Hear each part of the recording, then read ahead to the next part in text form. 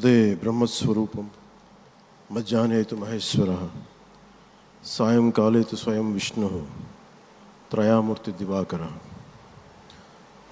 ముందుగా సూర్య భగవానునికి నమస్సుమాంజలి తెలియజేస్తూ యోగ విద్యను అందించిన ఆదియోగి పరమశివునికి, ఆ మహాయోగ విద్యని మనకి పతంజలి మహర్షి యోగశాస్త్ర రూపంలో అందించారు.